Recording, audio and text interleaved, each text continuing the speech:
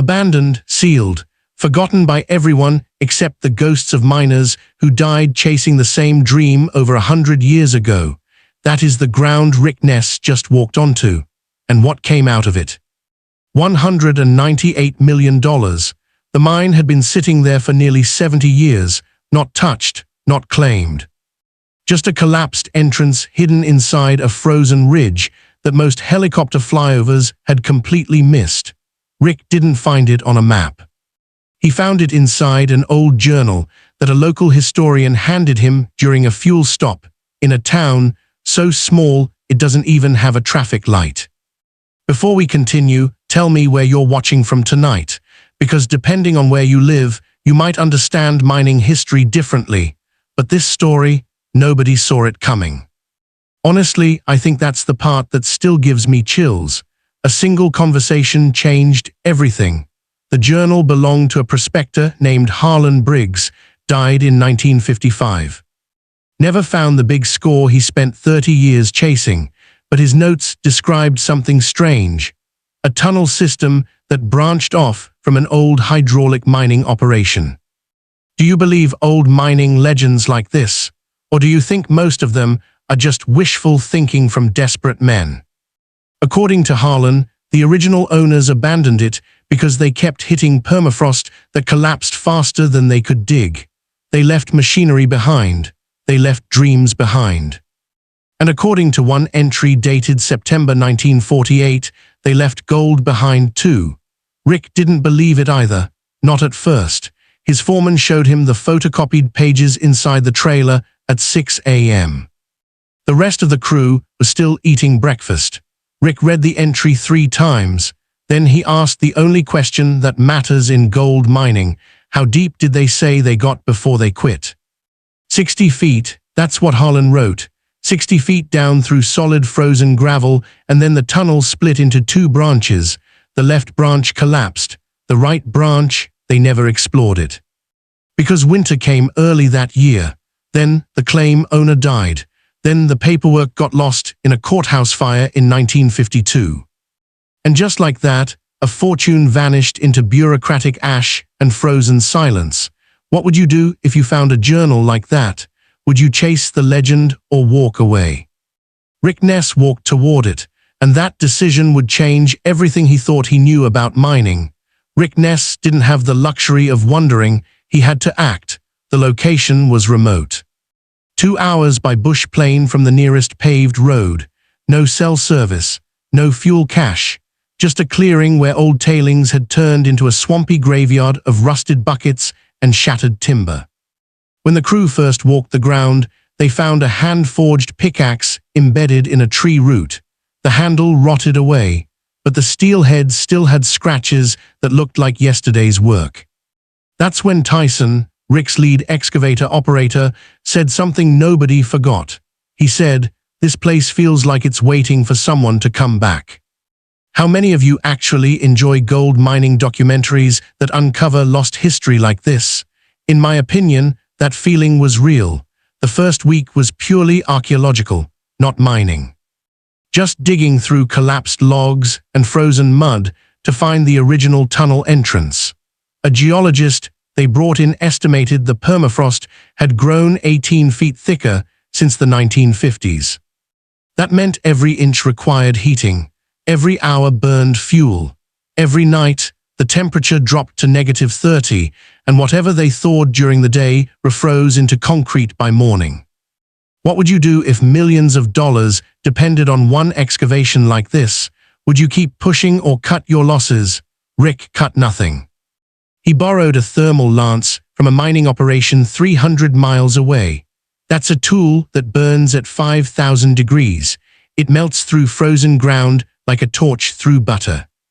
But it's also dangerous. One mistake, one gas leak, one moment of bad judgment underground, and the tunnel becomes a tomb.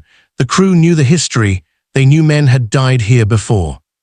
And yet not one person quit. Tell me your age if you've been watching Gold Rush for years. Because the younger viewers might not remember this, but Rick Ness started as a backup musician.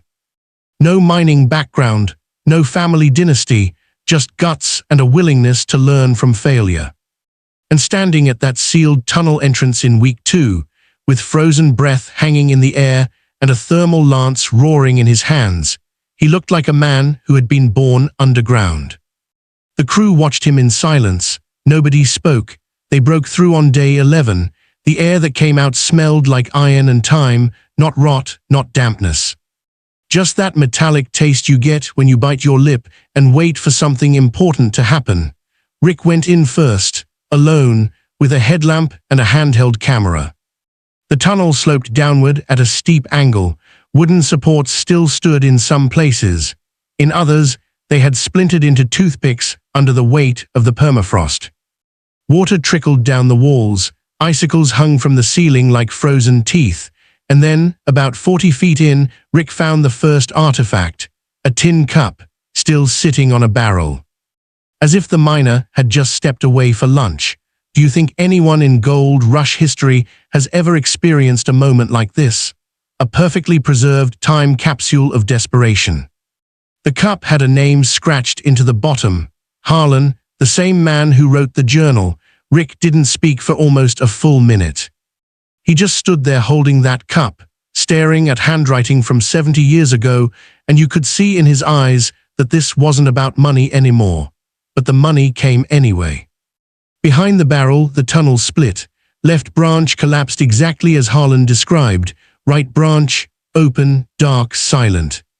And when Rick aimed his headlamp down that passage, the beam reflected off something yellow in the gravel floor. Not nuggets, not dust, something bigger. He didn't touch it, didn't shout. Just backed out slowly and told the crew to bring in the small excavator, the one they could disassemble and reassemble underground. What country are you watching from right now? Because I need you to understand something about Canadian mining law. When you find an abandoned tunnel on a valid claim, everything inside belongs to you. But only if you can prove the original owners abandoned it intentionally. Rick's team spent 3 days searching courthouse records to confirm the 1952 fire destroyed the original claim. They found a tax notice from 1953 declaring the property vacant and forfeit. That one piece of paper was worth more than gold. It was legal permission. Then they started digging underground. The small excavator fit through the right branch with 2 inches of clearance on each side. Tyson operated it while Rick stood behind him with a second light. The gravel wasn't normal, it was black. Streaked with blue clay and something that looked like crushed quartz. In gold mining, black gravel with blue clay is often the signature of an ancient riverbed. And ancient riverbeds concentrate gold. Their first bucket came up heavy, too heavy. Tyson dumped it onto a thawed screening table they had assembled inside the tunnel. And that's when the entire crew stopped breathing. In my opinion, this discovery completely changed the season, but more importantly, it changed how we think about abandoned mines. The gravel contained visible gold, not specks, pieces the size of rice grains, some the size of peas, and one piece wedged inside a crack in a boulder that looked like a melted tooth. Rick pulled it out with his fingers, held it up to the light. Then he laughed. That nervous, disbelieving laugh of a man who just realized his life just changed forever. Do you see this? He said to the camera, do you actually see this? We saw it. The audience saw it. And within 24 hours, every mining family in the Klondike was calling each other, asking the same question. How did Rick Ness find something that everyone else missed? The answer is simpler than you think. Everyone else was looking for new ground. Rick looked underneath old ground. Would you have thought to look there? Or would you have flown over that collapsed entrance like everyone else? Rick didn't answer that question, he just kept digging. Week 3, they expanded the tunnel. Brought in electric heaters to keep the permafrost from collapsing. Installed ventilation fans that roared like wounded animals. And every day, the gold count climbed higher. 10 ounces, 20. 50, by the end of the first month, they had pulled 112 ounces from a tunnel that hadn't been touched since Elvis Presley was on the radio. But the real shock came in week 5. Would you continue mining after discovering this underground, Or would you worry that the tunnel might collapse and bury everything? Rick worried. Every night he checked the support beams himself. Every morning he walked the length of the tunnel, tapping the ceiling with a shovel handle, listening for hollow sounds that meant instability. The permafrost was melting faster than they anticipated. Water pooled in the lowest section, pumps ran constantly, and then, on day 38, the excavator hit something solid, not bedrock, not a boulder, a wooden box, buried under 3 feet of gravel. Rotting but intact, bound with iron straps that had turned into red dust, pretending to be metal, Rick shut down the excavator, told everyone to back away, and then he opened the box himself. Inside, leather bags, 15 of them, each one stamped with a date, 1947, each one containing gold dust so fine it looked like yellow flour. And tucked beneath the bags, a handwritten note on paper so fragile it crumbled at the edges. The note said, "For my daughter, if I don't come back." Harlon Briggs never came back. He died in 1955 without ever retrieving his own hidden gold. And his daughter, she passed away in 1998, never knowing her father had left her a fortune inside a forgotten tunnel. What would you do with that knowledge? Would you feel haunted or grateful? Rick Ness sat on the frozen ground outside the tunnel entrance for 20 minutes after reading that note. He didn't cry. But his hands shook, and when he finally stood up, he looked at the camera and said something that felt like a eulogy. "We are gonna get this gold out, and then I'm gonna find her family. If they're still out there." That moment right there is why people watch Gold Rush. Not for the machines, not for the money, for the humanity.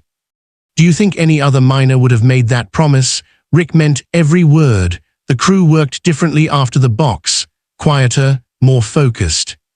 It was as if Harlon Briggs had become a silent member of the team, watching from the shadows, waiting to see if his gold would finally see sunlight. Then came day 47. The tunnel had extended nearly 200 feet from the original entrance. The heaters were struggling. 2 ventilation fans had burned out and needed replacement. Morale was holding, but you could see the exhaustion in every face. And then the excavator bucket scraped against something that wasn't gravel. It was solid, smooth. Rick jumped down from the observation platform and walked forward with his headlamp cutting through the dust. The wall in front of him wasn't bedrock, it was man-made. A false wall made of stacked stones and packed clay, hidden behind a natural bend in the tunnel. Someone had built this wall on purpose. Someone had wanted to hide what was behind it. Tell me your age if you've been watching Gold Rush for years, because older viewers know that false walls in abandoned mines usually mean one thing: a hidden cache. Rick didn't use the excavator to break through. Too dangerous. He and Tyson took sledgehammers and broke the wall by hand. Stone by stone, clay chunk by clay chunk. It took 4 hours. Behind that wall was a chamber, small, maybe 10 feet wide. The ceiling was reinforced with hand-hewn logs that had somehow survived 7 decades without collapsing. And the floor. The floor was covered in gold, not nuggets, not dust, sheets. Flat, twisted sheets of gold that had been compressed by glacial pressure over 10,000 years. Do you think this changes mining history forever? In my opinion, the answer is yes. Rick walked into that chamber like a man entering a cathedral. He didn't speak. He didn't touch anything. He just stood there with his headlamp sweeping across the floor, and the light reflected back yellow from every direction. Tyson started laughing, then crying, then laughing again. The rest of the crew gathered at the entrance, staring in disbelief. Nobody had ever seen anything like this in modern mining history. The extraction took 2 weeks. Every sheet of gold had to be carefully lifted from the frozen gravel, cleaned, weighed, and catalogued. Some sheets were the size of dinner plates. Others were small enough to fit in a pocket. But together, they represented a fortune that most miners will never see in a lifetime. What country are you watching from right now? Because the value of this discovery wasn't just in the gold itself. It was in the story, a dead man's journal, a hidden chamber, a promise made to a daughter who never knew. Rick worked alongside his crew every day. He didn't take a single break. He wanted to touch every piece of gold that came out of that chamber, as if he was personally thanking Harlon Briggs for waiting 70 years to be found. The final weigh happened on day 63. The crew gathered in the weigh tent, the same tent they had set up on day 1 when nobody believed anything would come from this forgotten mine. Rick stood in front of the scale. The gold was stacked in trays, row after row. The accountant from the mining company flew in to supervise the weigh. Even he looked nervous. $198 million. That's the number that appeared on the screen. Rick Ness cannot believe it. He said that himself. Standing in front of the weigh table, with the final total on the screen behind him, he looked like a man who had just woken up from a dream. His crew hugged each other. Some cried. One of the younger guys just kept shaking his head and whispering numbers to himself. Would you have believed it if you were standing there? Honestly, I'm not sure I would have. But the quietest moment came later, after the cameras stopped rolling, after the crew went back to the bunkhouse. Rick walked back to the tunnel entrance alone, stood there in the dark. And according to the night security guard, he said 2 words into the freezing air. Thank you, Harlon. Then he went inside to turn off the lights. And somewhere in the darkness, 70 years deep in the permafrost, maybe a ghost finally stopped waiting. Rick kept his promise. He hired a private investigator to find Harlon Briggs's descendants. It took 3 months. The daughter had passed away, but she had 2 children, grandchildren Harlon never met. Rick flew them to the Klondike, showed them the tunnel, showed them the journal. Showed them the note that said, for my daughter, if I don't come back. Then he gave them a check, not the full 198 million, but enough. Enough to know that their grandfather hadn't abandoned them. He had simply run out of time. Before you go, tell me if this is the greatest gold rush season ever. Because I have a feeling Rick Ness is just getting started. And if one forgotten mine can return nearly $200 million. Imagine what else is hiding beneath the ground we thought was empty. The Yukon never gives up its dead. But sometimes, if you're patient enough, it gives up their gold. Rick Ness walked into a forgotten tunnel carrying a dead man's journal and walked out with 198 million reasons to believe that history is never really finished. The question is not whether the gold is still out there. The question is who has the courage to go looking for it. And after this season, I think we all know the answer. It's Rick Ness. The man who believed in a ghost.